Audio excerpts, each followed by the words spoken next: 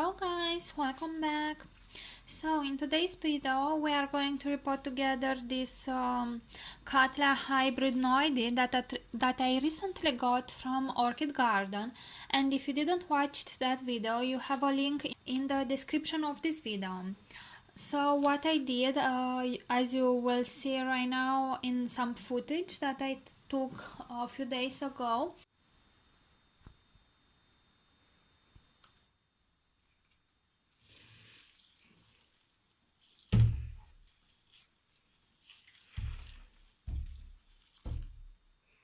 I left this orchid in a bucket for 24 hours for the roots to absorb as much water as possible, and also for the bark to soak and make it easier to detach. And as you can see, I filled the bucket with water so the medium would start to float, and that's exactly what it did. And if you don't know what that is, that's my cat trying to hunt some birds on the window. Okay, and I tried to gently move the orchid up and down, and with my fingers I tried to remove as much medium as possible, and actually I kind of did that. I think I don't have any more bark pieces inside this pot. So let's see if I am able to show to you. I made sure that my orchid is getting a little bit more hydrated because she was in a very bad state, and the pseudobulbs plumped up a little bit more. They are not yet fully hydrated, but they will in about a month or two.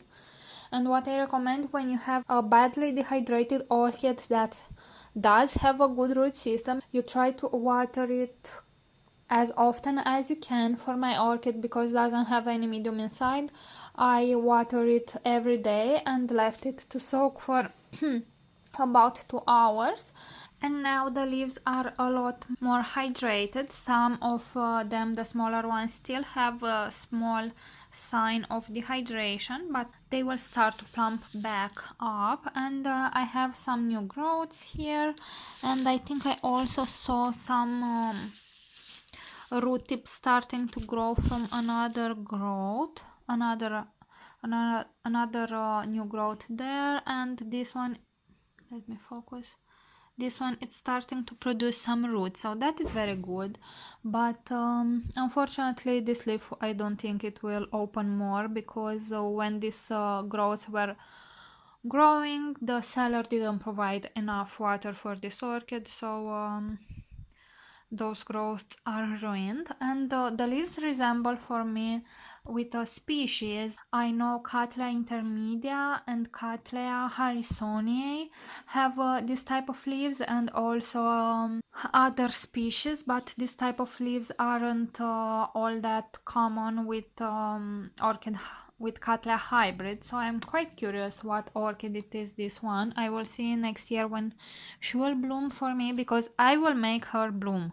Alright, so right now what I want to do, it is, let me take this stake because I need space to work. So what I want to do now, it is try to cut all these dead roots, especially the dead roots will be on the oldest pseudobulbs here.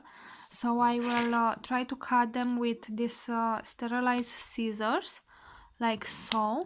And I will do that off camera, because that will take quite a lot of time, as I need to try to reach every single space, and I will come back when I'm done with that. Okay guys, so I think this is pretty much all.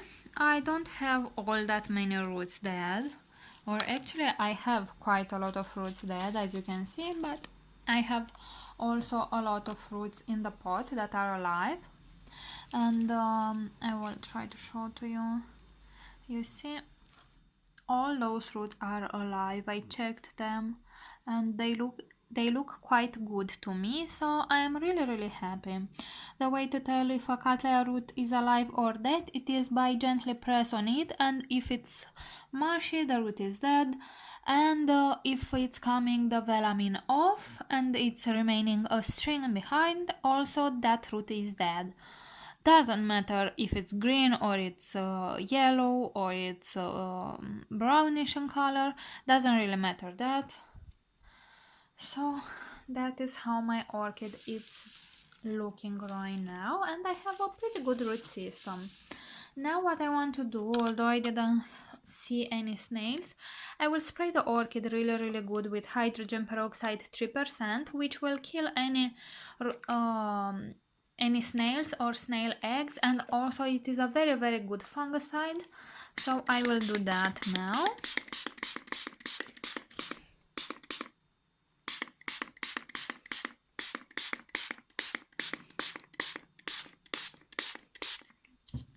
And I will let it to fizz for about 3 minutes, time in which I will come and prepare my medium.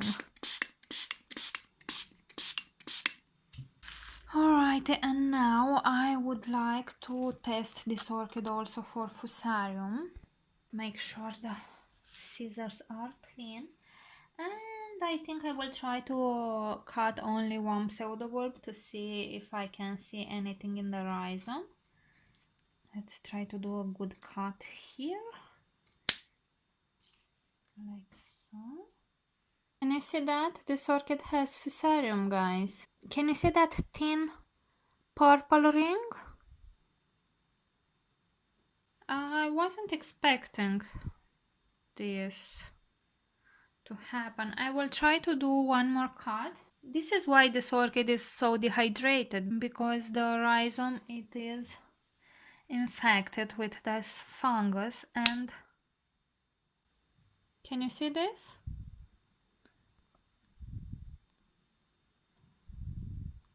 This orchid is infected with fusarium. I can't believe it.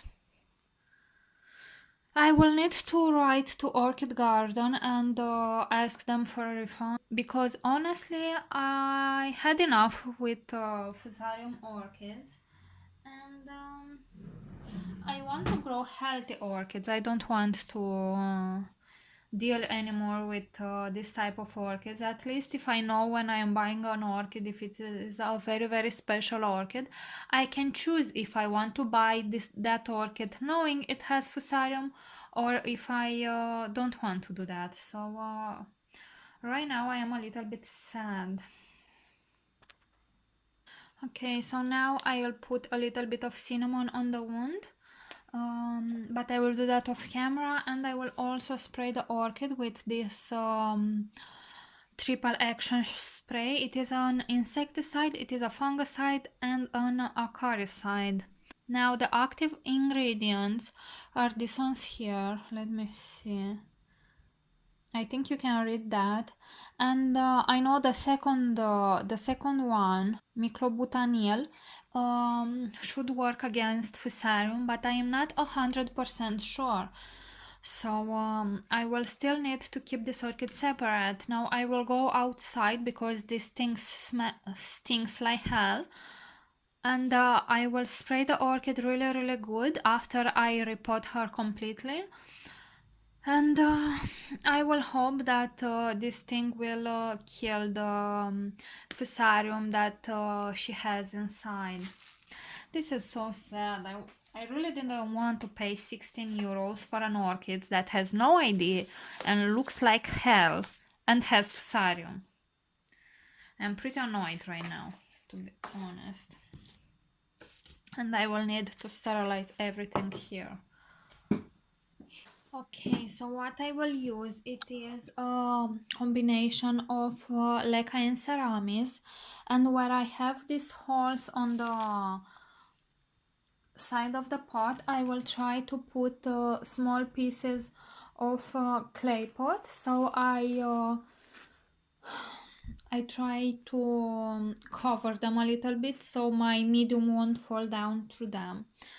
So I will try to speed this a little bit up, hoping you will be able still to see what I am doing here.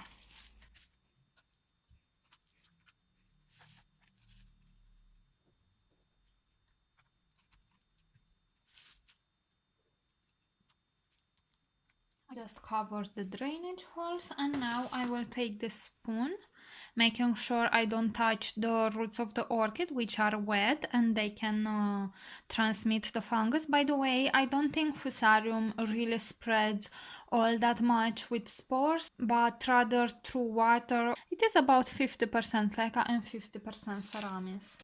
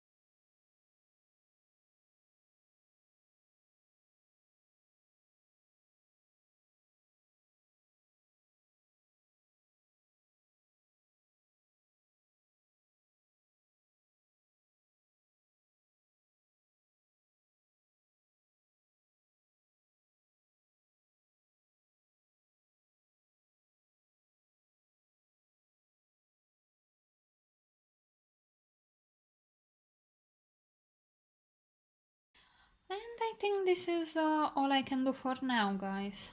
Look, I think it already looks a little bit better, don't you believe?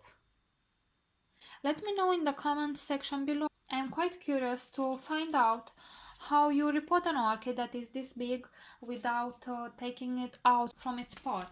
And now I will place my orchid separate from the rest, and I will try to water it when I see the pot it's drying out, because it is a clear difference in the color of a clay pot which is wet and one which is dry. So I will make sure the orchid stays hydrated, and I hope that in about a month or two she will be fully hydrated.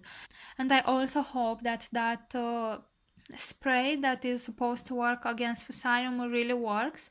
I only read on internet in one source that says that ingredient it works against fusarium, and I'm not really sure, so I'm still testing that out. And if this is the first time you are watching a video on my channel, I hope you will subscribe to it so you can stay up to date with all my orchid videos. Thank you for watching, see you all next time, bye!